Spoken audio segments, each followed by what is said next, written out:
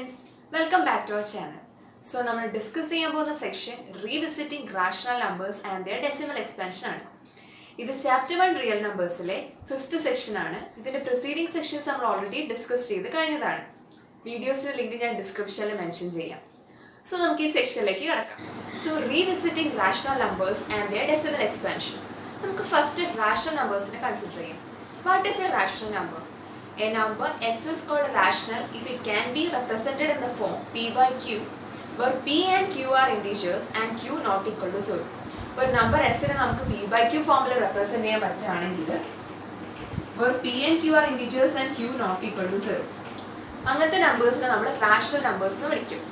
Next, decimal expansion. We types of decimals consider decimal expansion. We have two types of decimals consider. First, terminating decimals and second, non-terminating recurring decimals. Terminating decimals.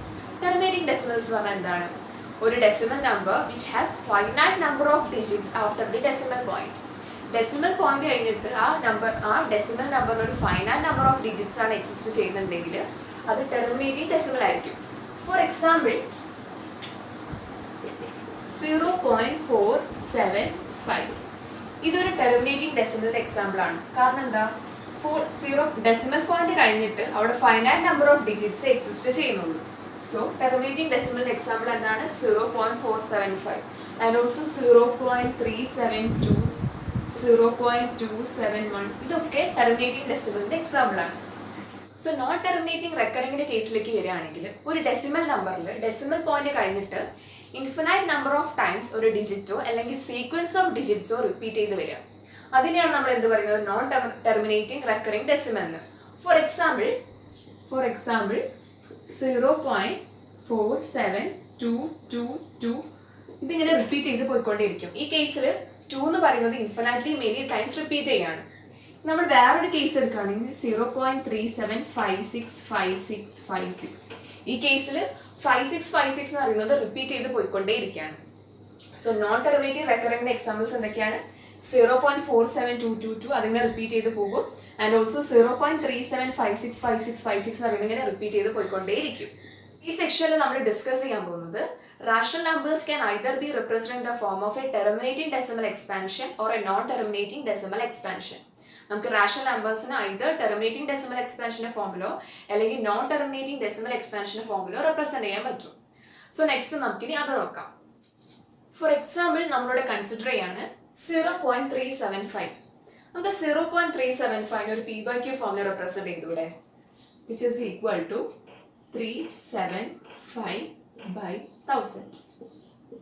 We 0.375 numerator and denominator 1000 multiply. So, we 375 by 1000. 1000 reason is point 3 numbers exist. So, we into 1000 divided by 1000. 375 by 1000 375 by 10 cube. 10 cube is 1000. So, 1000 change to 10 cube. 375 by 10 cube. In next step, we will consider prime factorization of 375 and 10. Prime factorization of 10 is 2, 5, 5, 1. 10 in prime factorization is 2, 5. 2 into 5 is 10 in prime factorization. Ini 375. 375 in prime factorization is 5, 75, 5, 15, 5, 3, 3, 1. 375 prime factorization is 5 into 5 into 5 into 3. Now we will substitute. That is equal to 5 into 5 into 5 into 3. Now we have 10 into prime factorization. But we have 10 cube. Now we will 2 into 5 whole cube. 10 in the prime factorization is 2 into 5. So, we have 10 cube 2 into 5 whole cube. Now, we have 2 into 5 whole cube 2 cube into 5 cube. That is equal to 5 into 5 into 5 into 3 by 2 cube into 5 cube 5 into 5 into 5 എന്ന് എഴുതിക്കൂടെ? That is equal to 5 into 5 into 5. ന്യൂമറേറ്ററിൽ 3 5 ഉണ്ട്, ഡിനോമിനേറ്ററിൽ 3 5 ഉണ്ട്. അപ്പോൾ cancel ചെയ്തൂടെ നമുക്ക്? 5 5 5 അങ്ങനെ ക്യാൻസൽ ചെയ്തു. അപ്പോൾ നമുക്ക് എന്ത് കിട്ടി? 3/2 ക്യൂബ് കിട്ടി. ഈ കേസ് നോക്കുകയാണെങ്കിൽ 3ഉം 2ഉം കോപ്രൈംസും ആണ്. നമ്മുടെ ഡിനോമിനേറ്റർ എന്നുള്ള ക്യൂവിൽ ഒരു 2n ഫോമിലാണ് റെപ്രസെന്റ് ചെയ്തിട്ടുള്ളത്. അപ്പം നമ്മൾ 0.375 എന്നുള്ളൊരു ടെർമിനേറ്റിംഗ് ഡെസിമൽ എക്സ്പാൻഷൻ കൺസിഡർ ചെയ്തു. അത് നമ്മൾ 375/1000 എഴുതി.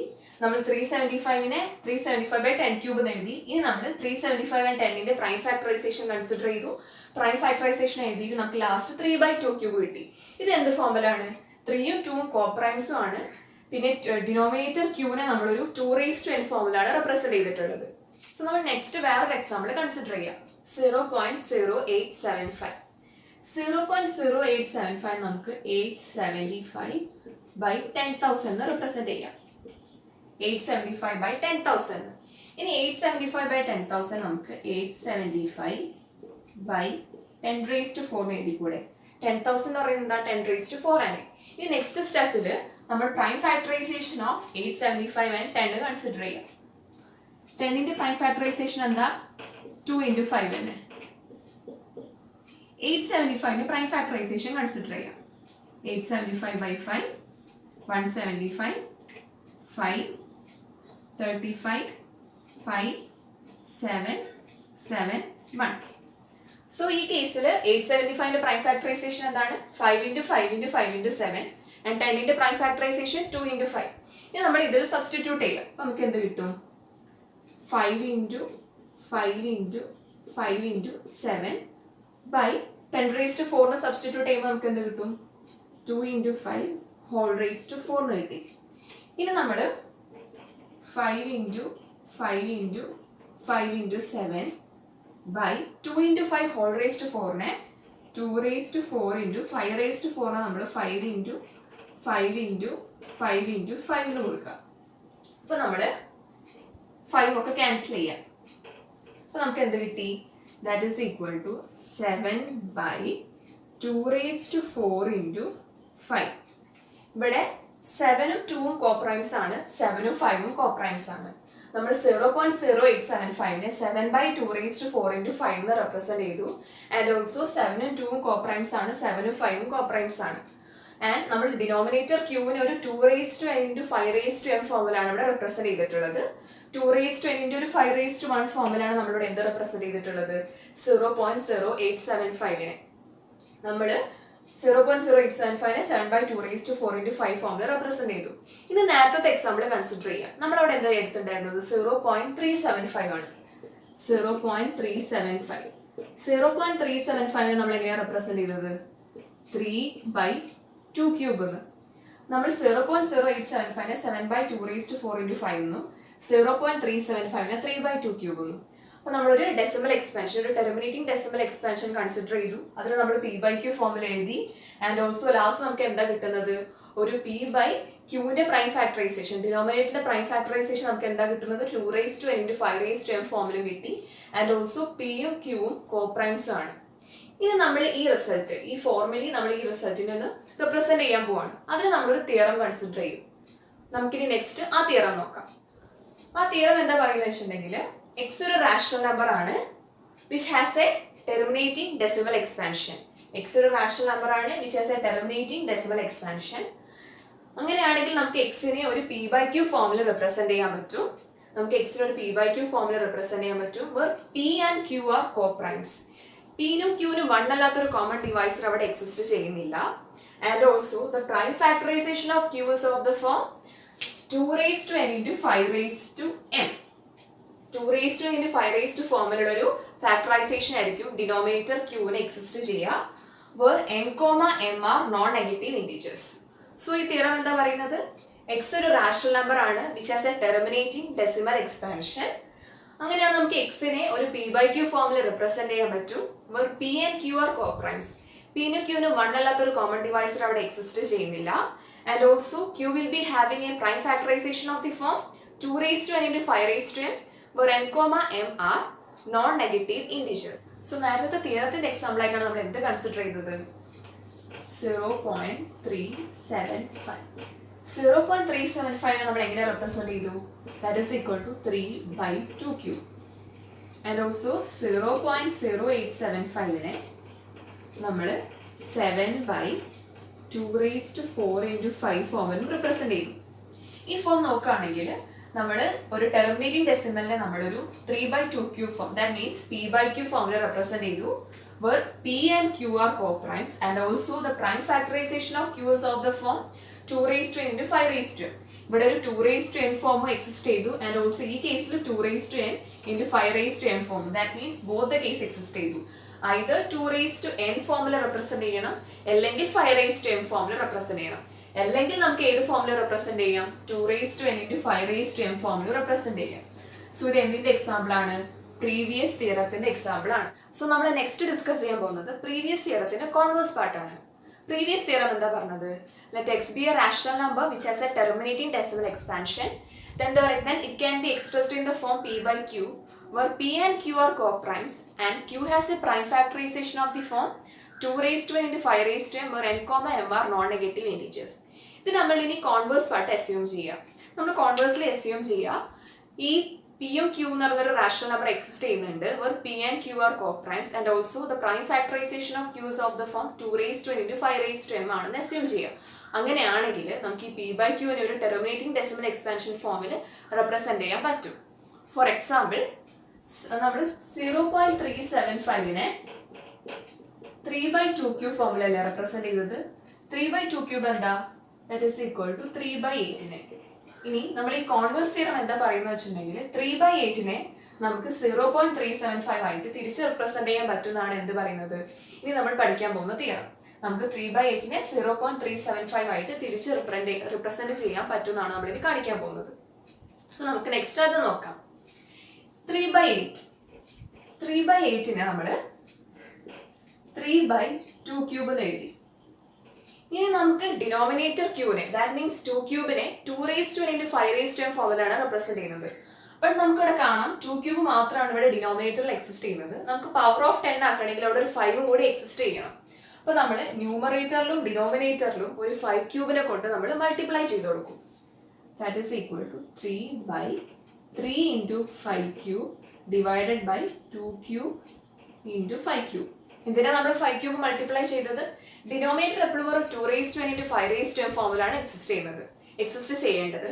അപ്പൊ നമ്മളവിടെ 3/2 പകരം ഒരു 5 ന്യൂമറേറ്ററിലും ഡിനോമിനേറ്ററിലും മൾട്ടിപ്ലൈ ചെയ്ത് കൊടുത്തു. അപ്പൊ നമുക്ക് എന്ത് കിട്ടി? 3 into 5 into 5.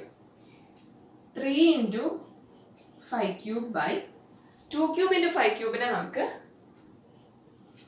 2 into 5 whole cube എന്ന് എഴുതിയിട്ട് നമുക്ക് 10 എന്ന് എഴുതിക്കൂടെ? 2 into 5 നമ്മൾ 2 into 5 whole cube എന്ന് എഴുതി, that is equal to 10 എന്ന് എഴുതി. ഇനി 3 into 5 എന്താ? that is equal to 375 by 10 എന്താ? 1000. that is equal to 0.375. അപ്പൊ നമ്മൾ 3/8 0.375 ആയിട്ട് റെപ്രസെന്റ് ചെയ്തു.